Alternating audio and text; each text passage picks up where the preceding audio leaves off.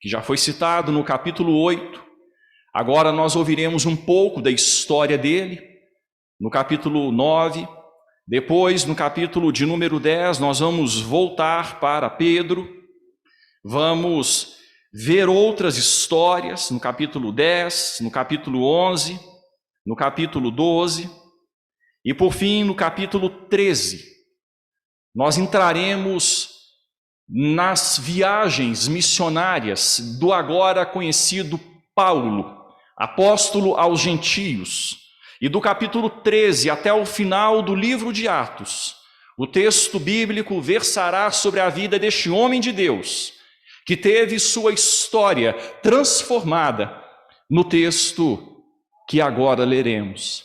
Atos 9, a partir do versículo 1, o texto assim nos diz: Saulo, respirando ainda ameaças e morte contra os discípulos do Senhor, dirigiu-se ao sumo sacerdote e lhe pediu cartas para as sinagogas de Damasco, a fim de que, caso achasse alguns que eram do caminho, assim homens como mulheres, os levasse presos para Jerusalém. Seguindo ele estrada fora, ao aproximar-se de Damasco, subitamente uma luz do céu brilhou ao seu redor, e caindo por terra, ouviu uma voz que lhe dizia: Saulo, Saulo, por que me persegues? Ele perguntou: Quem és tu, Senhor? E a resposta foi: Eu sou Jesus, a quem tu persegues. Mas levanta-te e entra na cidade, onde te dirão o que te convém fazer. Os seus companheiros de viagem pararam emudecidos, ouvindo a voz, não vendo, contudo, ninguém. Então se levantou Saulo da terra e, abrindo os olhos, nada podia ver.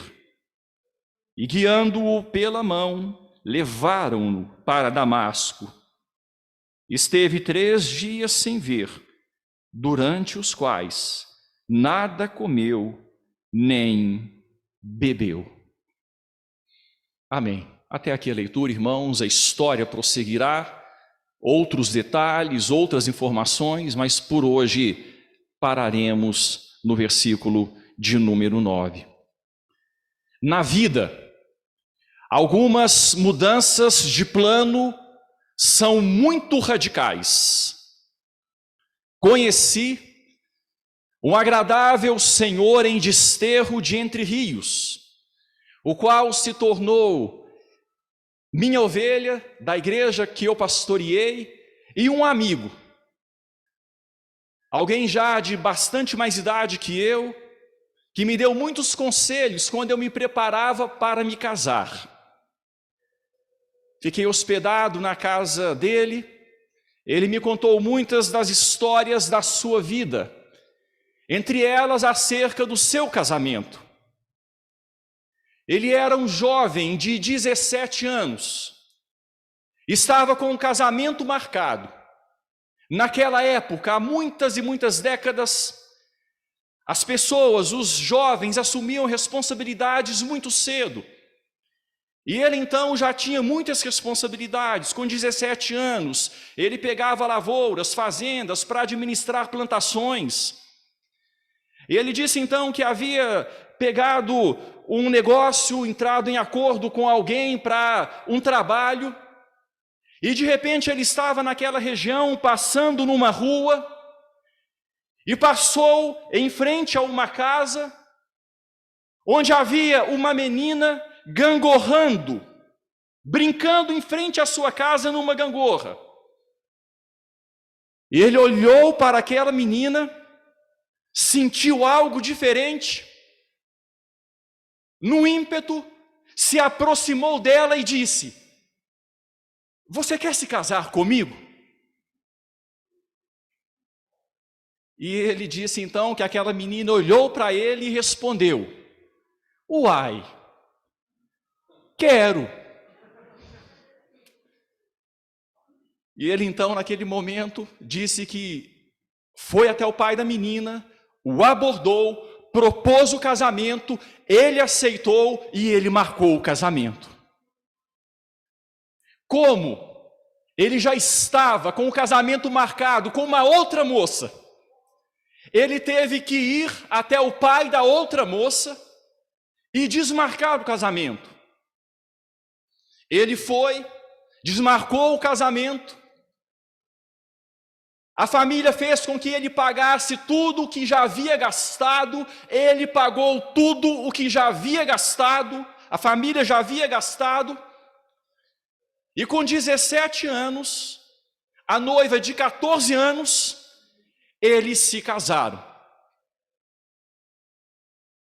Há alguns anos, eu tive o privilégio de estar com eles na celebração de 60 anos de casamento, louvando ao Senhor com eles por essa data especial. Na vida, algumas mudanças de plano são muito radicais. Eu diria que a experiência de Saulo na estrada de Damasco foi ainda mais radical do que a mudança de planos na vida do seu Josias. Lucas ficou tão impressionado com sua importância que a relatou 3 vezes no livro de Atos. Aqui no capítulo 9, onde nós lemos, adiante no capítulo 22 e no capítulo 26.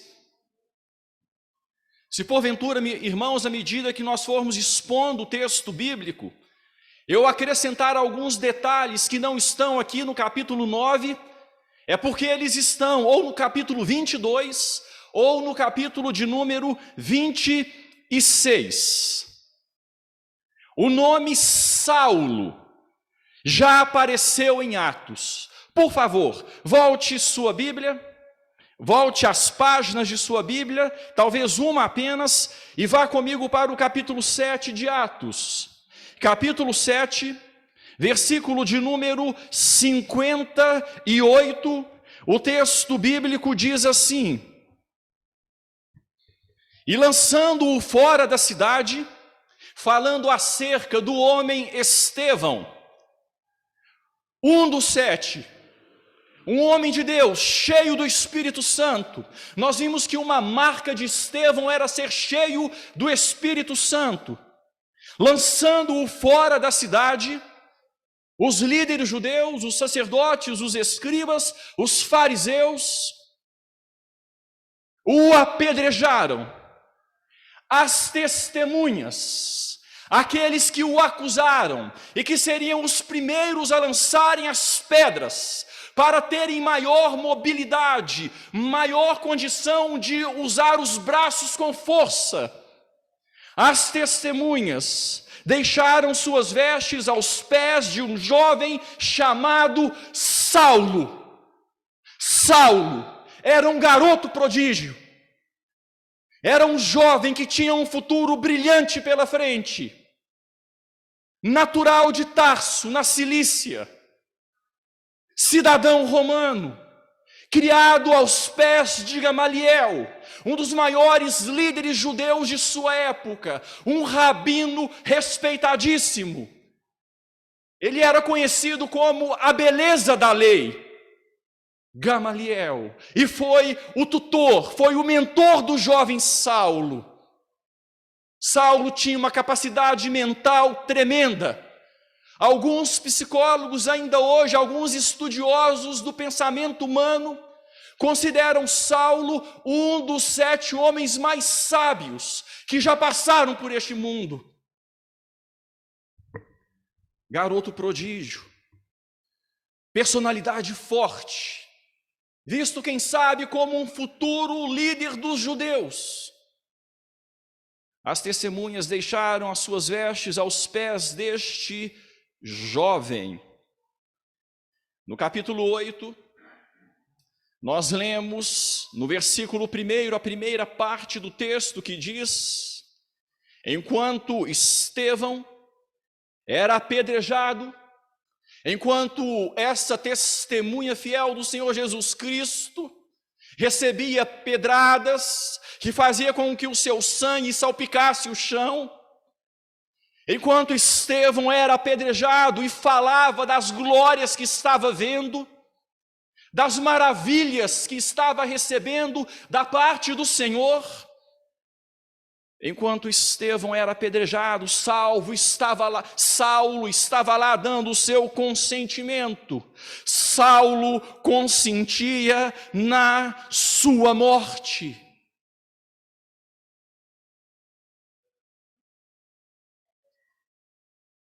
Irmãos, o texto prossegue.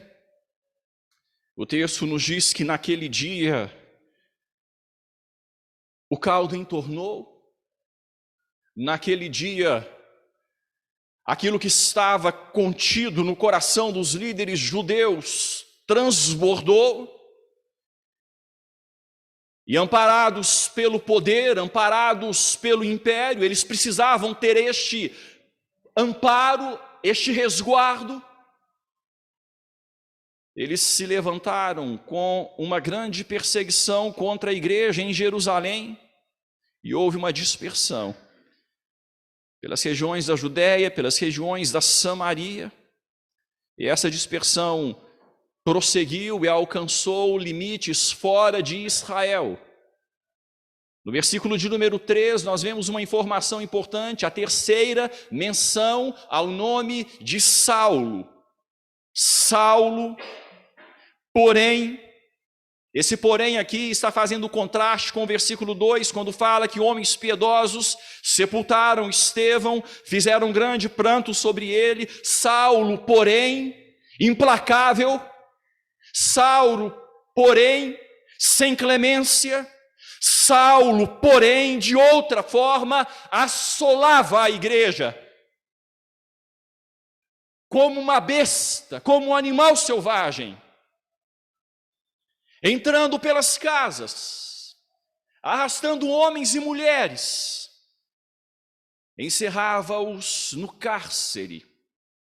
E aqui então a palavra de Deus nos apresenta o despontar desse líder, um homem que tinha o amparo dos líderes judeus, os líderes judeus que tinham o amparo do governo romano. Saulo colocou-se à frente e começou a ser visto como o grande perseguidor da igreja do Senhor Jesus Cristo. Por favor, agora eu quero que você vá comigo para o capítulo 26. Eu acho interessante, importante nós fazermos estas transições ou fazermos estes esclarecimentos para chegarmos no capítulo 9. Capítulo de número 26 é uma das 3 narrativas da mudança de vida deste homem. No capítulo 26, a partir do versículo de número 9, nós lemos o seguinte: na verdade, prestem atenção que tem informações muito importantes aqui. Na verdade, aqui Saulo dizendo, na verdade, a mim me parecia que muitas coisas devia eu praticar contra, gente, contra quem? O nome de Jesus, o Nazareno. Vamos parar por enquanto.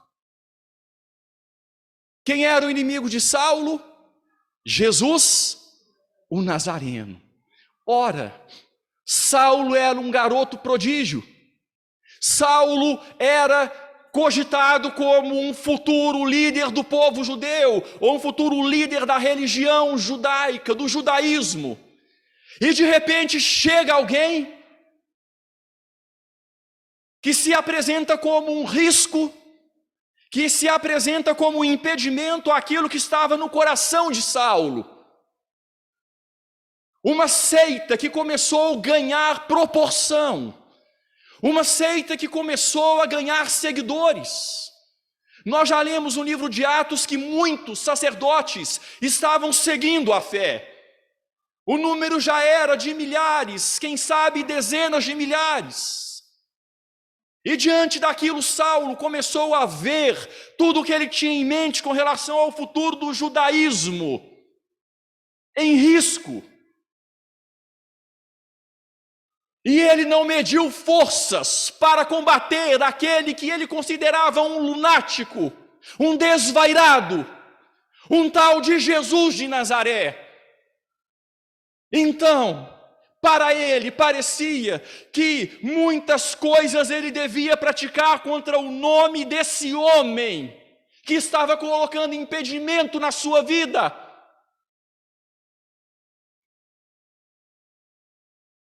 É assim que o texto diz, versículo 10, e assim procedi em Jerusalém, assim eu agi, havendo eu recebido a autorização dos principais sacerdotes, encerrei muitos dos santos nas prisões. Ele tinha como que autorização, era mais ou menos naquela época, para os irmãos entenderem, como uma abordagem da Polícia Federal. Hoje a Polícia Federal, ela chega com ordem, e ela entra numa casa, ela recolhe o que precisa recolher, ela faz o que precisa fazer. Era mais ou menos essa a autoridade de Saulo com relação ao povo judeu. Ele havia recebido autorização para isso, dos principais sacerdotes. E ele encerrou muitos dos santos nas prisões. Contra eles dava o voto quando esses santos eram o quê? No versículo de número 10, eram mortos. Não é isso que fala o texto, irmãos?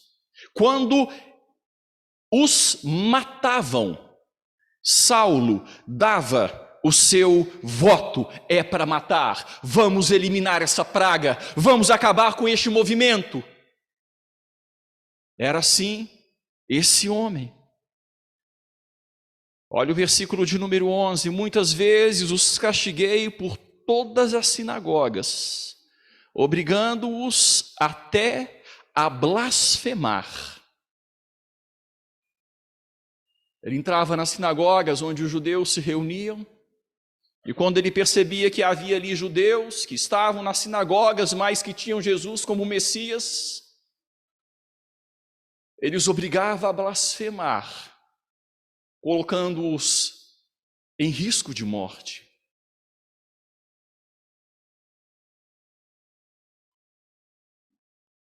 E demasiadamente enfurecido, continua o versículo 11. Veja a ênfase, a intensidade. Enfurecido já é algo forte, uma pessoa enfurecida. O texto diz, demasiadamente enfurecido contra eles, mesmo por cidades estranhas, os perseguia. Mesmo por cidades estranhas, os perseguia. Na continuação de Atos 26, nós lemos no versículo 12. Aí nós vamos chegar no nosso texto, então. Vejam o versículo 12 de Atos 26. Com estes intuitos de perseguir, de encarcerar, de levá-los a blasfemar, de matar, com estes intuitos parti para Damasco. Damasco, cidade da Síria, que fazia fronteira com Israel pelo norte. Uma outra pátria, uma outra terra, uma cidade estranha. Com esses intuitos parti para Damasco, levando a autorização dos principais sacerdotes e por eles comissionado. Irmãos, prestem atenção, aqui tem uma informação importante. Em que consistia essa autorização? Sendo que Damasco fazia parte de uma outra nação, já era a Síria. Em que consistia essa autorização? Era como que uma ordem de extradição. Sabe quando a gente ouve falar aí de criminosos que fogem, saem do Brasil, vão procurar asilo em algum outro país, aí precisam de uma ordem de extradição, né? Para serem extraditados e voltarem para o Brasil. A nação de lá tem que conceder isso, tem que consentir com isso. Naquela época, dentro do Império Romano, o Sinédrio tinha autorização de lidar com os judeus em toda a extensão do Império Romano. Em se tratando de judeu, o Sinédrio tinha, de Roma, a autorização para agir assim. E ali então Saulo recebeu do Sinédrio a autorização para ir a Damasco, nas sinagogas dos judeus, e se necessário fosse, buscar judeus lá, levá-los para Jerusalém, para que eles fossem presos, torturados e quem sabe até mortos, por causa da fé no lunático nazareno. Aos olhos de Saulo, Jesus, que estava colocando em risco o judaísmo no qual ele colocava todas as suas fichas. Aí então nós chegamos para o nosso texto. Eu peço a você que volte para o capítulo 9 e nós vamos analisar alguns detalhes desses versículos iniciais.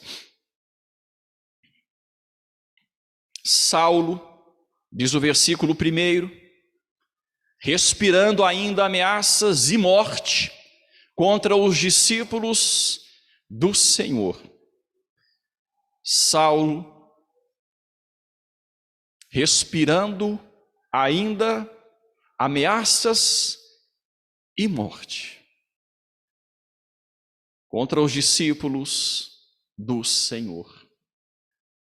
Por enquanto, esta parte. Irmãos, após relatar as histórias maravilhosas que se deram com Filipe, que também era um dos 7, Filipe que tornou-se um evangelista, após relatar essas histórias maravilhosas de Filipe, conforme já vimos, depois de termos visto sobre Estevão, Lucas, que se tornou o companheiro deste homem até o final, deste homem que agora ele começa a dar detalhes de sua vida. Lucas volta para a história de Saulo e diz que Saulo ainda respirava ameaças e morte contra os discípulos do Senhor. Ainda na mesma condição de ódio e hostilidade na qual ele foi apresentado no apedrejamento de Estevão. Na mesma condição de ódio e de hostilidade, ele ainda respirava ameaças e morte contra os discípulos do Senhor. Irmãos, o texto aqui, o verbo em grego é um verbo que fala, que dá ideia, ou que chama para pensarmos em feras irracionais. Mas tem um outro detalhe também que eu gostaria de ressaltar e que a gente também utiliza esta forma de expressão. Quando uma pessoa coloca o seu desejo em algo, a gente costuma dizer, talvez você já tenha dito, ou já tenha ouvido alguém dizer isto: a vida de fulano de tal é isso, ele respira isso. Vocês já viram alguma colocação mais ou menos assim? Fulano de tal respira isso. Nós precisamos do ar, nós respiramos oxigênio. Sem oxigênio nós não vivemos, nós respiramos oxigênio. Oxigênio, por assim dizer, é a nossa vida. Quando alguém coloca, porém, a sua vida em algo, em uma ambição, em um desejo, em um empreendimento, é como se aquela pessoa estivesse respirando aquilo. E a vida de Saulo estava nisso, no momento, ele respirava isso. Viver para ele era perseguir, era matar, era aprisionar, era açoitar, era levar cristãos a blasfemar. A vida dele era isso. Ele dormia pensando nisso, ele acordava pensando nisso, ele se alimentava para ter forças para isso.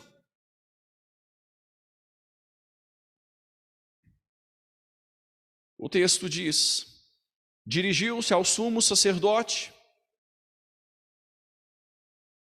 e lhe pediu cartas para as sinagogas de Damasco, a fim de que, caso achasse alguns que eram do caminho, depois nós vamos falar um pouco mais, não hoje, em outro momento, vamos falar um pouco mais sobre essa expressão do caminho, expressão usada para definir os seguidores de Cristo Jesus. Alguns que eram do caminho, assim homens como mulheres, os levasse presos para Jerusalém. Como havia acontecido uma dispersão, ele partiu para perseguir os seguidores do Senhor Jesus Cristo, os seguidores do caminho fora de Jerusalém. Em Damasco, na Síria, a norte de Israel, havia várias sinagogas que serviam a uma grande colônia judaica.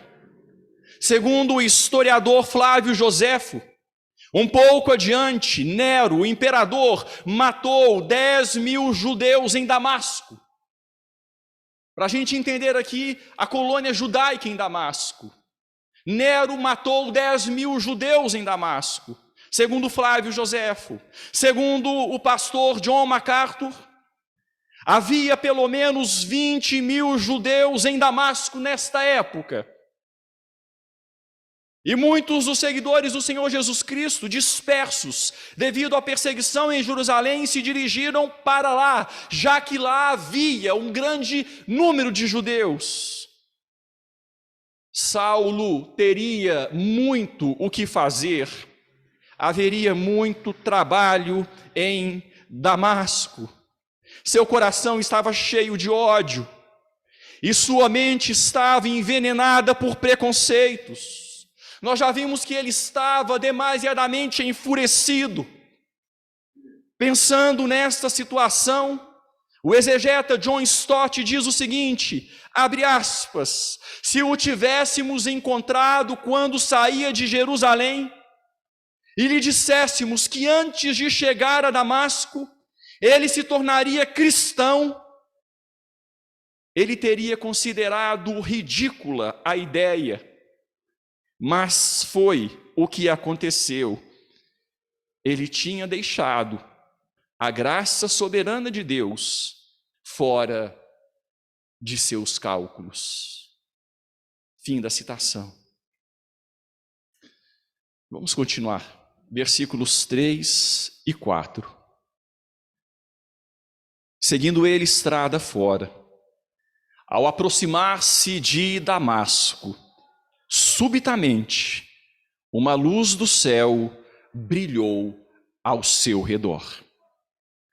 E caindo por terra, ouviu uma voz que lhe dizia, Saulo, Saulo, por que me persegues?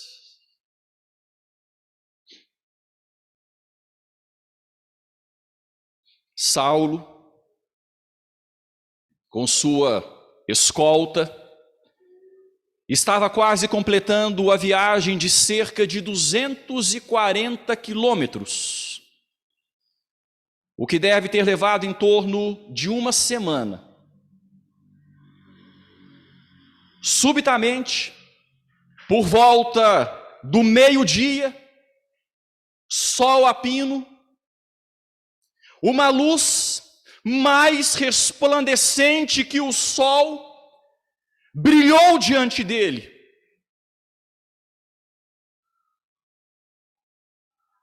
Diante daquela luz, ele não suportou permanecer de pé. Ele caiu, enfraquecido, tal brilho, tal intensidade de glória. Então uma voz se dirigiu a ele em hebraico Talvez, quem sabe, por esse motivo, a escolta não entendeu o que a voz dizia.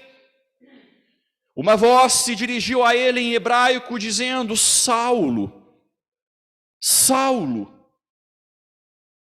Irmãos, aqui tem um detalhe interessante quando nós estudamos os escritos de Lucas. Algumas vezes em Lucas, o terceiro evangelho, nós vemos o uso duplo do nome.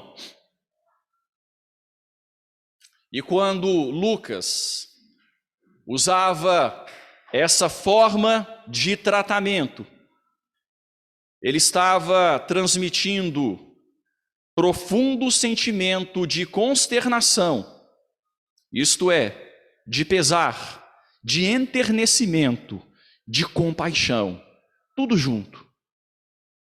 Pesar, enternecimento, compaixão, consternação.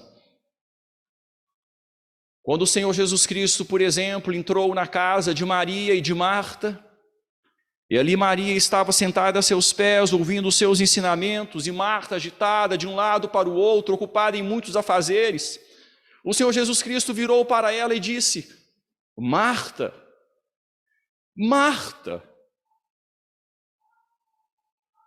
Quando Lucas narra dessa forma o uso duplo do nome, ele estava transmitindo este sentimento. O Senhor Jesus olhou para ela com enternecimento, com pesar, mas com compaixão também, com consternação. Da mesma forma, quando o texto bíblico nos diz em Lucas, quando o Senhor Jesus Cristo se aproximou de Jerusalém, e tendo visto Jerusalém, visto e sabendo que tudo que ainda aconteceria com ele em Jerusalém, ele clamou e disse: Jerusalém, Jerusalém, que matas os profetas, apedrejas os que te foram enviados.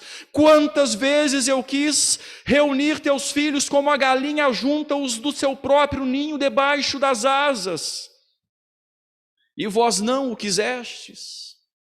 Jerusalém, Jerusalém, enternecimento, consternação, pesar, compaixão.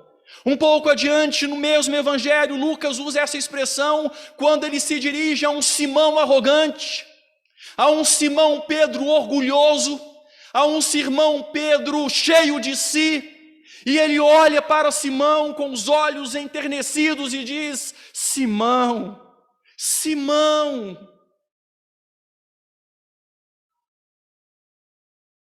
E ele conta para Simão o que é que estava para acontecer, e Simão ali com o coração cheio ainda de vanglória, se coloca como muito forte, não muito antes da negação tripla. E aqui o Senhor Jesus Cristo então se dirige a Saulo, e com uma voz, como um som de muitas águas, voz do Todo-Poderoso, voz de trovão, o Senhor diz: Saulo, Saulo, por que me persegues?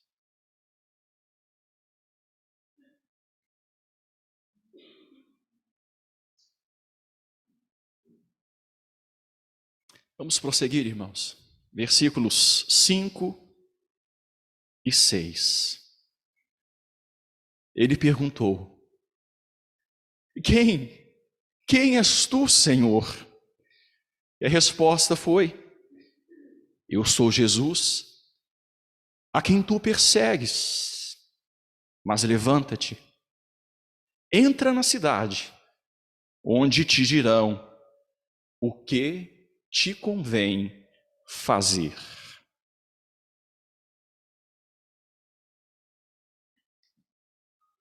Derrubado, enfraquecido, com os olhos ofuscados, diante daquela manifestação de poder que mostrou o quão frágil ele era. Eu creio que retoricamente, é o meu ponto de vista, eu creio que ele sabia o que estava acontecendo, eu creio que ele sabia quem era aquele. Eu penso que foi uma pergunta retórica de Saulo, quando ele diz: e mesmo porque depois do Senhor ter dito, por que me persegues? Mas Saulo então se manifesta e diz: quem és tu, Senhor? Quem és tu?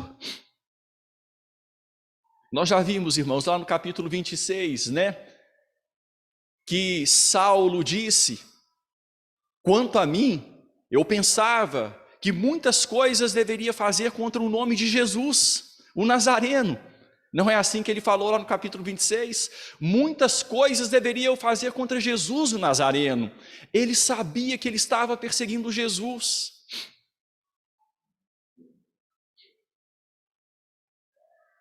Será que Saulo cria na ressurreição do Senhor Jesus Cristo? Os irmãos vão entender o que eu estou falando. Daqui a pouco eu vou introduzir um ponto aqui importante. Mas será que Saulo introduzia que de repente ele ficou ali apavorado porque ele entendia que era a voz do Cristo ressuscitado? Interessante que depois em 1 Coríntios capítulo 15 nós vamos ver aquele texto tão maravilhoso, aquele hino de adoração, tendo em vista a ressurreição. Quando Saulo fala da ressurreição do Senhor. Quando nós estudamos 1 Tessalonicenses, 2 Tessalonicenses, que fala da ressurreição do Senhor Jesus e da nossa ressurreição, será que já tinha algo aqui embrionário no coração de Saulo? São conjecturas, são apenas conjecturas. E é interessante, irmãos, que aqui nós vemos também algo muito importante que Saulo, eu estou usando o termo Saulo aqui para não ficar misturando Saulo e Paulo, tá bom? Por enquanto eu vou usar Saulo. É interessante nós vermos que adiante, no ministério de Saulo, ele foi o apóstolo que desenvolveu a doutrina, a importante doutrina da união com Cristo, que o cristão está unido a Cristo. Aquilo que aconteceu com Cristo, acontece com o cristão. Nós fomos mortos com Ele, nós ressuscitamos com Ele. Nós estamos unidos a Cristo. E aqui nós vemos, irmãos, quando o Senhor Jesus Cristo fala: eu sou Jesus a quem tu persegues, perseguindo a igreja, você está me perseguindo. E nós percebemos também aqui embrionariamente a doutrina da união com Cristo. Doutrina que pode ser vista em praticamente todas as cartas paulinas. Uma ordem é dada então no versículo de número 6, mas levanta-te, entra na cidade, onde te dirão o que te convém fazer. Pronto. Vamos seguir. Versículos 7 e 8. Os seus companheiros de viagem pararam emudecidos, ficaram assustadíssimos.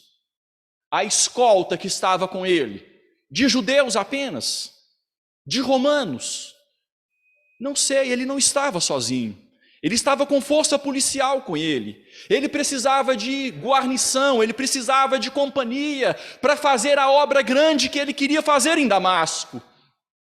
Ele não estava sozinho. Os companheiros de viagem, a escolta que estava com ele, parou ali, todos emudecidos, ouvindo a voz, não vendo contudo ninguém. O grupo não viu ninguém, mas ouviu uma voz forte.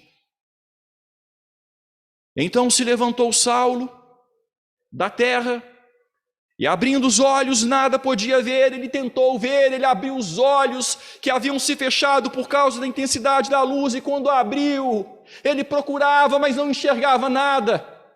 Ele estava cego, a luz o cegou. Nada podia ver. Ele então foi guiado pela mão e levado para Damasco. Companheiros emudecidos de tanto susto, ouviram a voz, mas não viram nada, nem entenderam o que fora dito a Saulo. Nós vemos esse detalhe adiante. Eles ouviram um som, mas não entenderam. Será porque foi em hebraico, eles não conheciam o hebraico? Não sei. Ou será que Deus quis que fosse apenas uma revelação para Saulo? Pode ser. O fato é que eles não entenderam nada. Saulo, porém, viu o Senhor. Saulo teve uma visão do Jesus Cristo glorificado. Veja, por favor, esse texto eu quero que você abra comigo no capítulo 22. Capítulo 22, a partir do versículo de número 12.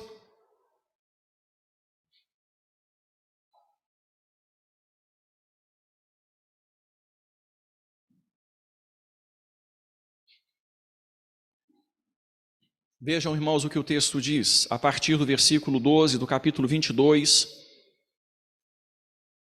Um homem chamado Ananias, piedoso conforme a lei, tendo bom testemunho de todos os judeus que ali moravam, veio procurar-me e pondo-se junto a mim, disse: Saulo, irmão, recebe novamente a vista. Nessa mesma hora recobrei a vista e olhei para ele. Então ele disse: o Deus de nossos pais, de antemão, te escolheu para conheceres a sua vontade, veres o justo e ouvires uma voz da sua própria boca, porque terás de ser sua testemunha diante de todos os homens, das coisas que tens visto e ouvido. E agora, porque te demoras, levanta-te, recebe o batismo e lava os teus pecados, invocando o nome dele. O que eu quero ressaltar aqui, irmãos, é quando neste texto Ananias fala a respeito da escolha de Saulo e diz que ele havia sido escolhido para ver o justo e ouvir uma voz da sua própria boca. Ele seria apóstolo, ele precisava desse comissionamento, assim como os 12, ele precisava ter visto o justo e ser comissionado pela boca do próprio justo, do Senhor Jesus. Ele viu Jesus. Os outros viram um brilho muito forte, mas ele viu Jesus. Ele ouviu da boca de Jesus aquilo que os outros não entenderam, mas ele entendeu. Irmãos, quando nós lemos, eu quero aqui rapidamente passar para vocês esse relato, só para a gente entender um pouco mais do que é que aconteceu com Saulo neste momento. Quando a gente lê na abertura do livro de Apocalipse, eu faço rapidamente aqui a leitura, João, o apóstolo, falando: quando o vi, quando ele viu Jesus, caí a seus pés como morto. Quando o vi, caí a seus pés como morto. Tal a visão da glória. Apocalipse 1:17, foi isso que aconteceu com Saulo. Ele caiu aos pés, ele se prostrou aos pés do soberano dos soberanos. Ele obedeceu à ordem do Senhor, ele que esperava. John Stott trabalha muito bem esses termos e essas situações e diz que ele que esperava entrar em Damasco na plenitude de seu orgulho e bravura, como um autoconfiante adversário de Cristo, estava sendo guiado por outros, humilhado e cego, capturado pelo Cristo a quem se opunha.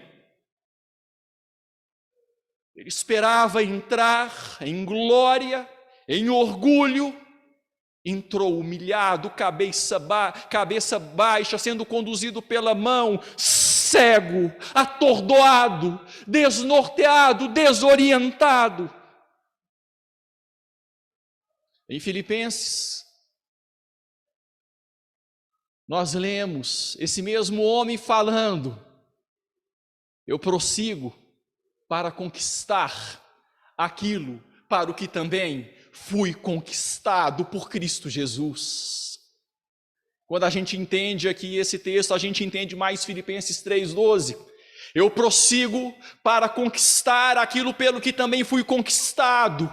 Eu fui conquistado para servi-lo, para trabalhar para Ele, para dedicar a minha vida a Ele. E eu prossigo para isso. Eu prossigo dando a minha vida a esse objetivo. Eu que queria ser um líder judeu, agora eu vivo para Cristo. Tudo para mim que se considerou perda, eu perdi todas as coisas por causa dEle.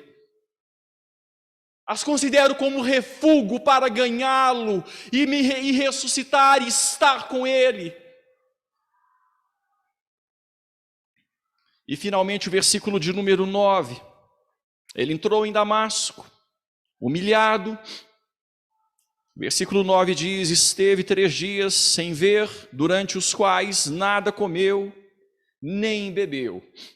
Sem ver, sem comer, sem beber.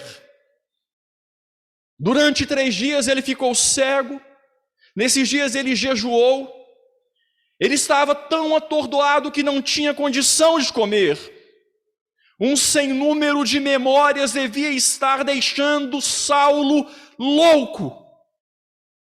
Um sem número de memórias, tudo passando na cabeça dele. O que ele havia aprendido de Gamaliel durante a sua infância, durante a sua juventude. O que ele havia feito com os discípulos do Senhor. O apedrejamento de Estevão, as profecias que ele havia estudado com tanto afinco, a lei que ele havia decorado e guardado grande parte na sua mente. Um sem número de memórias misturadas, emboladas na cabeça daquele homem que tinha um rumo e agora estava sem rumo.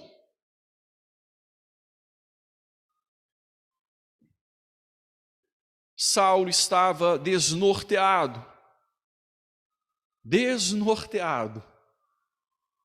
Ou melhor dizendo, possivelmente, agora, e só agora, as coisas estavam começando a fazer sentido para ele. Irmãos, eu quero fazer umas considerações finais, tendo em vista este texto da palavra de Deus. Primeira consideração que eu quero fazer é a seguinte: Saulo não se decidiu por Cristo. Ele estava perseguindo a Cristo. Nós podemos dizer que Deus se decidiu por Saulo e revelou-lhe seu filho. Nós lemos em Gálatas, capítulo 1, eu leio aqui rapidamente: quando, porém, ao que me separou antes de eu nascer, e me chamou pela sua graça, aprove revelar seu Filho em mim, para que eu o pregasse entre os gentios. Sem detência não consultei carne e sangue. Saulo não se decidiu por Cristo. Deus se decidiu por Saulo. E foi graça irresistível. Ele não conseguiu suportar, ninguém suporta a graça. E louvado seja Deus por isso. A graça é irresistível. A graça de Deus o capturou, iluminou o seu coração e o inundou como uma enchente. A salvação pertence ao Senhor. Irmãos, é por isso que nós não temos tanto costume de ficar fazendo apelos para que pessoas se decidam por Cristo. A gente entende que quando o Espírito Santo de Deus toca, é irreversível. E a pessoa não escolhe, ela é escolhida no sentido de que ela é quebrantada. E ela não tem outra resposta. Deus se decidiu por Saulo e lhe revelou seu filho. Eu quero ressaltar agora um outro ponto muito importante. Se você puder abrir sua Bíblia no capítulo 26 de Atos.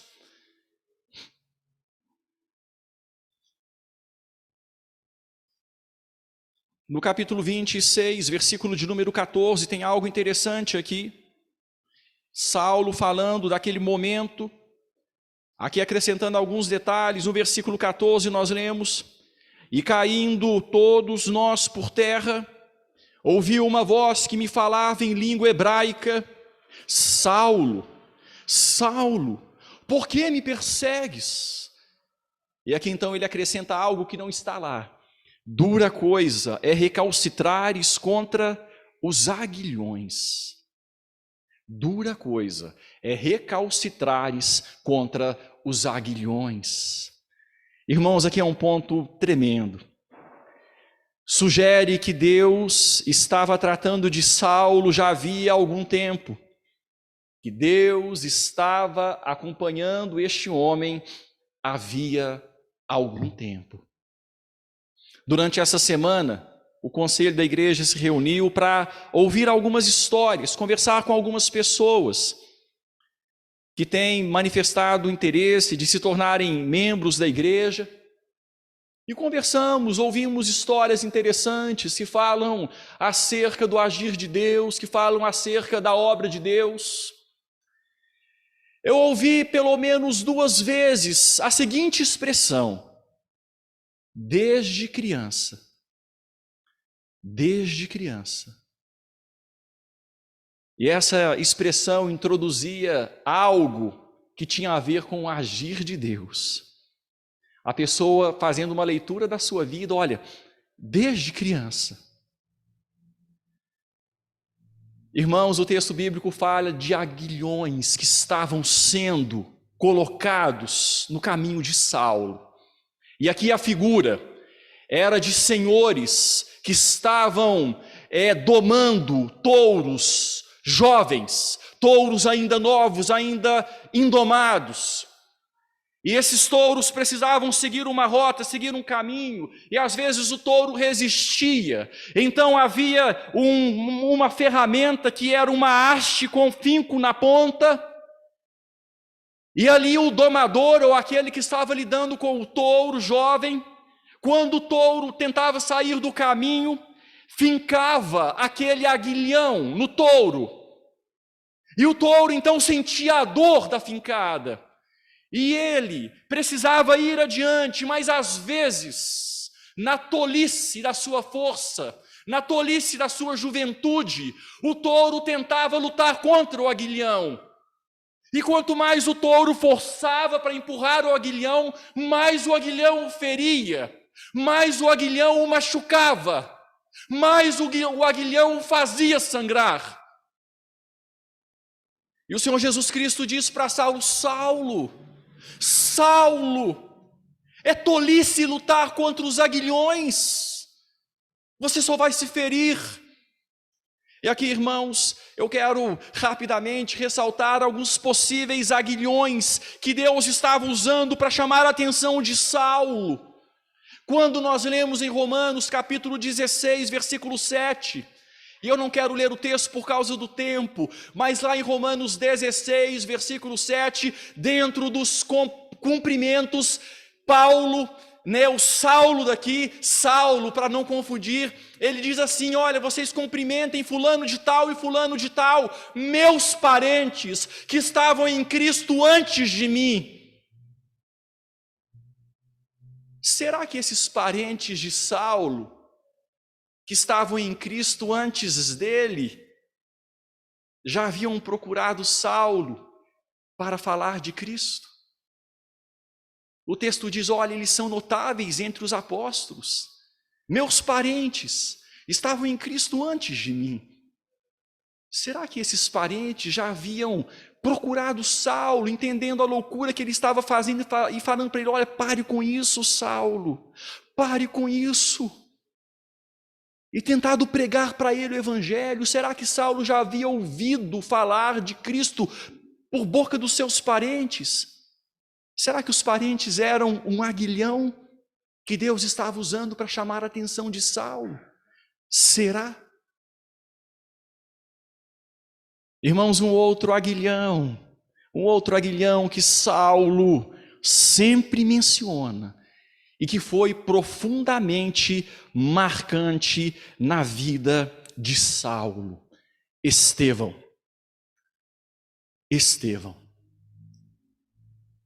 Eu não posso dizer se Saulo teve outros momentos com Estevão, se Saulo conhecia Estevão, se Saulo de alguma forma tinha mais informações sobre este homem, mas a morte de Estevão foi muito impactante para Saulo, muito impactante. Saulo participou de tudo.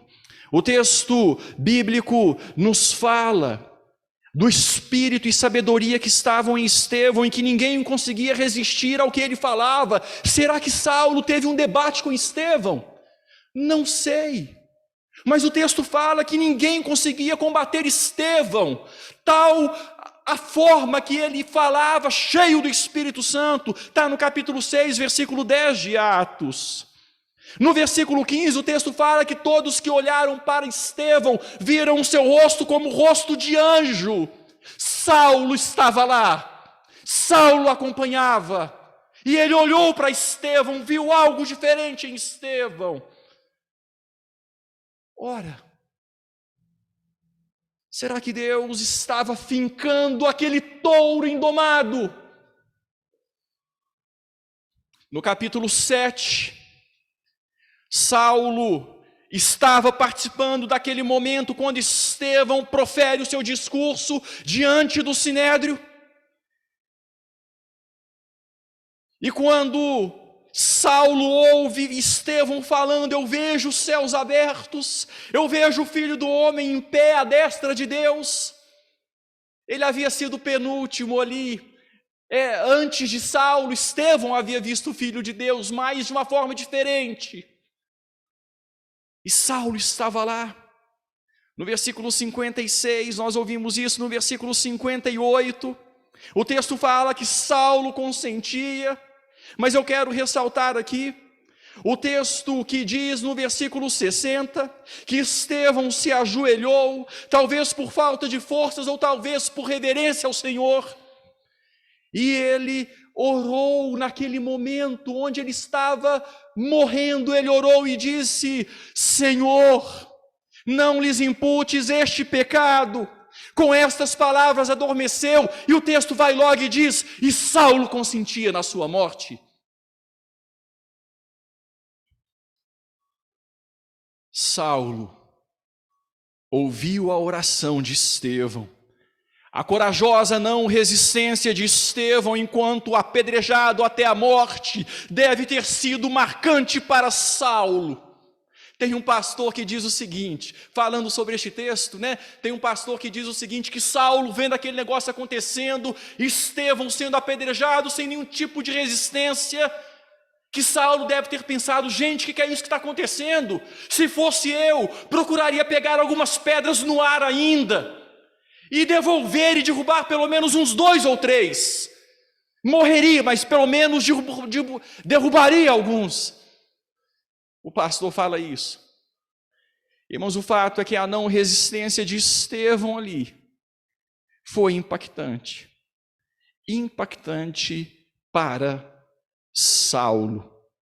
Alguém chegou a dizer o seguinte: Estevão, e não Gamaliel, foi o verdadeiro mestre de Saulo. Saulo jamais se esqueceu do testemunho de Estevão. Ele fala de forma muito clara no capítulo 22. Eu não vou ler para que a gente não delongue. Irmãos, eu quero citar aqui, para caminhar para o final, mais uma vez John Stott. E John Stott, citando o psicólogo Carl Jung, Stott diz o seguinte, quando ele fala do fanatismo de Saulo, e ele citando então esse famoso psicólogo, ele diz: o fanatismo só é encontrado em indivíduos que estão compensando dúvidas secretas. O fanatismo só é encontrado em indivíduos que estão compensando dúvidas secretas. Será que Saulo não estava cheio de dúvidas ali, sendo fincado pelos aguilhões do caçador dos céus, que estava em seu encalço? Alguém já disse que em Atos 9 temos a resposta à oração de Atos 7. Quando em Atos 7 Estevão ora e diz: não lhes imputes este pecado. Em Atos 9 o Senhor responde, levando Saulo à conversão, não lhe imputando esse pecado. A conversão na estrada de Damasco possivelmente foi o clímax repentino de um longo processo em que o caçador dos céus tinha estado no encalço de Saulo. curvou-se à dura cerviz autossuficiente, o touro foi domado. A causa da conversão de Saulo foi a graça soberana de Deus. Gradualmente, Jesus picou a mente e a consciência de Saulo com seus aguilhões. Então se revelou através da luz e da voz. Não podemos fazer outra coisa senão engrandecer a graça de Deus, que teve misericórdia de um fanático enfurecido, como Saulo de Tarso, e que tem misericórdia de criaturas tão orgulhosas, rebeldes e obstinadas como nós. Eu encerro com essas palavras de John Stott. Peço a você que feche os seus olhos e vamos falar com o Senhor em oração, agradecendo a Deus pela nossa própria história, que não é diferente da história de Saulo. O Senhor nos cercou a ponto de nos vencer. E quando Ele nos venceu para a vida. Ele nos venceu, tirando-nos da morte, para nos dar salvação. Ore ao Senhor agradecendo por esta salvação e colocando diante do Senhor aqueles que você ama e que, quem sabe, a semelhança de Saulo, antes de Atos 9, ainda estão perdidos, ainda estão recalcitrando contra os aguilhões. O Senhor é poderoso para que, através da sua graça soberana, essas vidas também sejam salvas.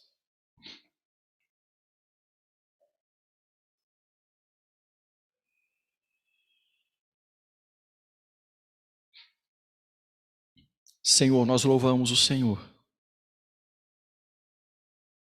Ó Pai, porque o Senhor é um Deus que veio ao mundo para salvar pecadores.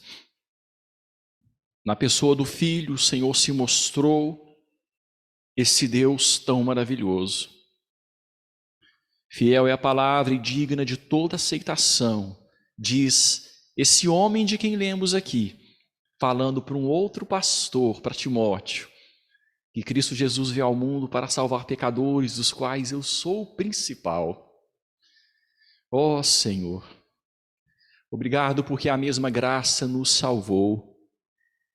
E queremos, ó Deus, conforme já oramos no começo deste culto, ser como Saulo foi.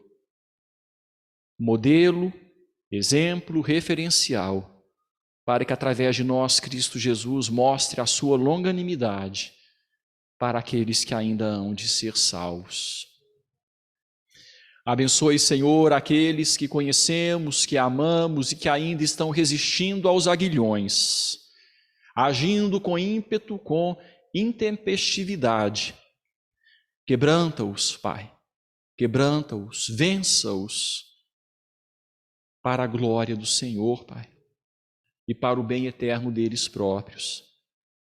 Deus, nós louvamos o Senhor pela graça salvadora que um dia nos alcançou e que nos tornou novas criaturas. Em nome de Jesus, em nome do Salvador. Amém. E que essa graça soberana e maravilhosa de nosso Senhor e Salvador Jesus Cristo, o grande e eterno amor de Deus o Pai e a comunhão do Espírito Santo repousem sobre vós e sobre o povo de Deus espalhado por toda a terra, hoje e para todo o sempre. Amém.